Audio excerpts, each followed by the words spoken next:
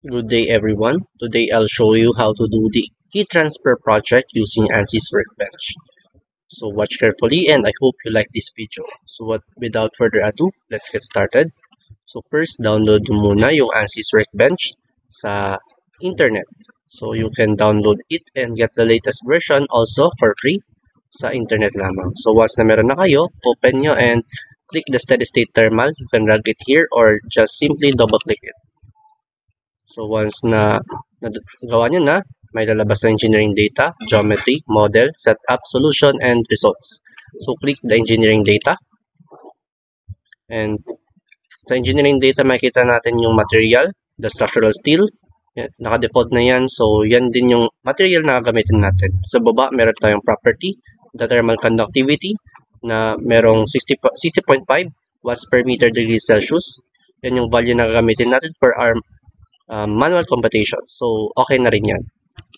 So, next, the geometry. Sa geometry, you can import from other software such as AutoCAD and SolidWorks yung nagawa ninyong object. So, pwede naman dito sa ANSYS gumawa. So, paano bagawin yon? You can right-click and click the new design modular geometry. Yan. Let's wait.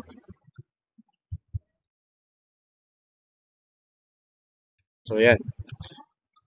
Kapag nandito na kayo sa design modeler, click XY plane, then click look at face. Yan. So, pag ganyan na, click sketching, then click rectangle. Siyempre, start tayo sa origin. So, dapat 0, 0 yung nandito, and dapat kung ano yung unit na gagamitin ninyo, dapat ganun din yung unit dito. So, akin meter, so meter din dapat yung dito. Meter degree. So, yan. 0, 0. 0, 0 yan. You can zoom in. Para di mamali. 0, 0. Click generate. Then click dimension. And semi-automatic. So, yan. Lalagyan natin sa object natin. Then click generate. So, yung L1 and L2, yan yung dimension natin. You can modify it. Yan, 1 meter and 1 meter. Based sa given ninyo kung ano yung area natin. Yung area ko is 1 by 1 or 1 meter squared. So, yan yung nilagay ko dyan. Yan. Then, click extrude. Then, sa extrude, nakita natin yung depth. Ilalagay kong depth is 0.6 meters. So, why 0.6 meters? Since yung given thickness ko is 1.5 meters. Then, hanapin ko yung 40% na 1.5. You can calculate it on your calculator. So, lalabas dyan is 0.6 meters. Then, click generate. So, sa XY plane, makita ninyo yung color gray. Yan yung depth natin. Pero kapag pinamove natin, mas makita pa natin lalo yung depth. That is 0.6 meters.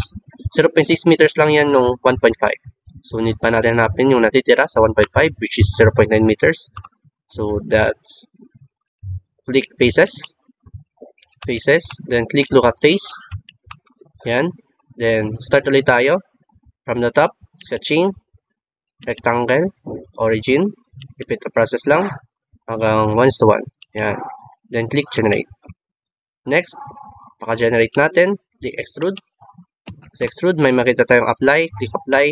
Sa operation, click operation. Then, may arrow dito. Meron ditong add frozen, add material, cut material, imprint faces, and slice material. Click natin add frozen. Then, sa depth, ilalagay ko yung 0.9 meters. Since 1.5 meters minus 0.6 meters is equals to 0.9 meters. Then, click generate. Then, move natin yung cursor or yung mouse natin. Makita natin yung depth na 0.9 meters. And yung una natin nagawa na 0.6 meters. So, yan yung wall natin. Kabuuan, 1.5 meters.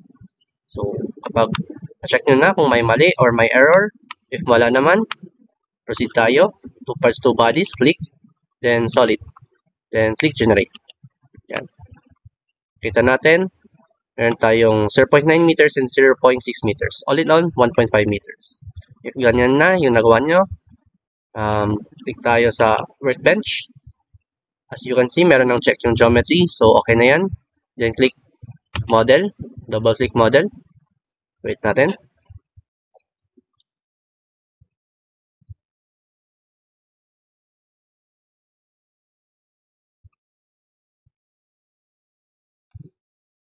So, yun. Ito na yung model natin. Nalabas dito yung ginawa nating object. Specifically, the wall. Yan yung ginawa nating wall kanina. So, unang gagawin, lalagyan ko siya ng mesh. Lalagyan ko ito ng mesh. So, right-click mesh, then click generate mesh. Ayan. Nalabas yung mesh dyan or yung grid lines. Ayan. Next, kung gagawin is lalagyan ko siya ng temperature na. Right-click steady state thermal. Insert temperature. Dito sa side na ito, i-click ko. Then, click apply. Then, nalagay ko is 25 degrees Celsius. So, nakadepende na yan kung ano yung given temperature sa inyo. So, the process is the same pa rin naman. So, repeat the process. Right-click steady state. Insert temperature. Yan. Click apply. Then, click ko dito is, or lalagay ko dito is 100 degrees Celsius. So, yan. Once na nagawa nyo na, right-click solution. Insert thermal temperature. Then, lagay ko is click solve. So, yan. So, you can see, nakikita yung percent. You can manipulate the coordinates. Yan. Ito na. Meron ng colors. Symbolizes the different temperatures sa wall natin. You can click the animation. Yan. And nating modify or galawin. Kita niyo yung wall. Yan yung animation natin. Yan. Click lang natin sa orientation.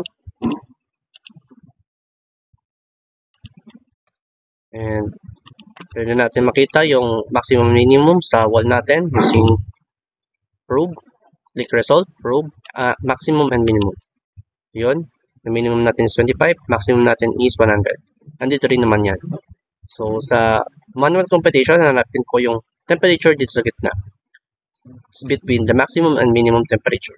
So, based sa manual computation, na-compute ko is 70 degrees Celsius. So, hanapin natin 70 degrees Celsius.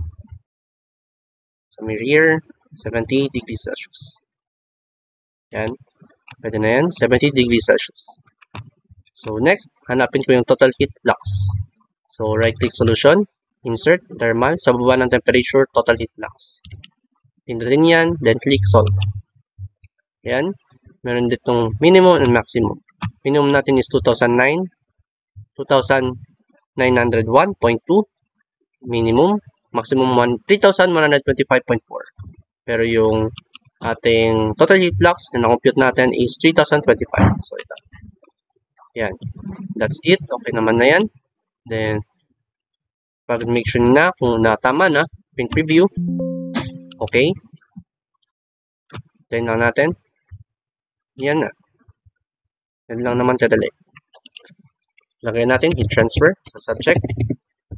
Heat transfer. Then author. Name nyo.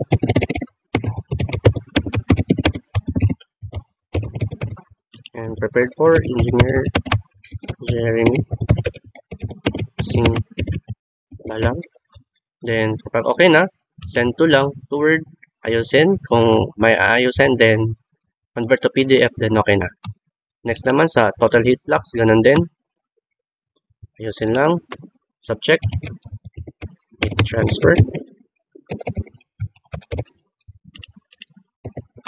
And author name.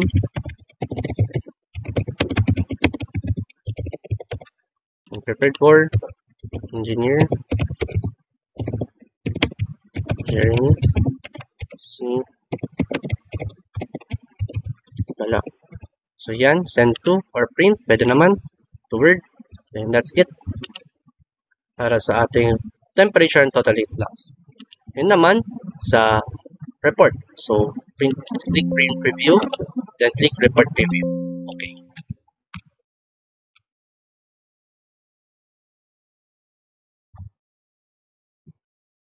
Again, click print preview, then click report preview. Yan yung report. Nakita natin yung report sa project natin. Yan. Nakita natin yung different tables. And different coordinates din na nakalagay dito. So that's it. Send to Word, convert to PDF, and yun lang. So that's all. And thank you for watching this video, and I hope natuto kayo.